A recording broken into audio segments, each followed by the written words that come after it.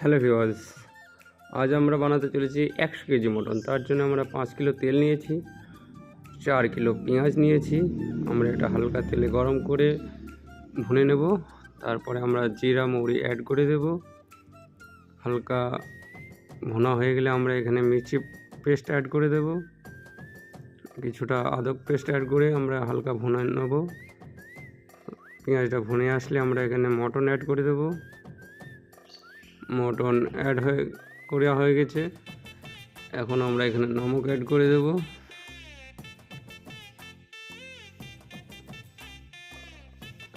হালকা ভুনা পরে আমরা আদরক রসুন পেস্ট অ্যাড করে দিচ্ছি। আদরক রসুন পেস্টের পরে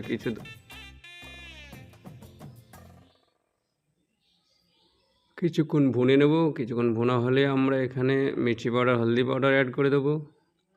অ্যাড হয়ে গেলে আমরা ভালোভাবে ভুনে নেব। সুন্দর করে মাংসটা কষে নেব। সুন্দর করে কষা হলে তারপরে আমরা এখানে অ্যাড করব কিছু হালকা পরিমাণে ধনিয়া পাউডার। কিছুটা ধনিয়া পাউডার অ্যাড করা হয়ে গেলে আমরা এখানে নমকটা একবার টেস্ট করে নেব। এখানে আমাদের নমকটা একদম বড় ছিল। তারপরে আমরা চিকেন মশলা, হালকা মটন মশলা, হালকা গরম মশলা এখানে অ্যাড করে সুন্দর করে কষে নেব। কষা হয়ে গেলে এখন আমাদের মটন পেকে রেডি হয়ে গেছে।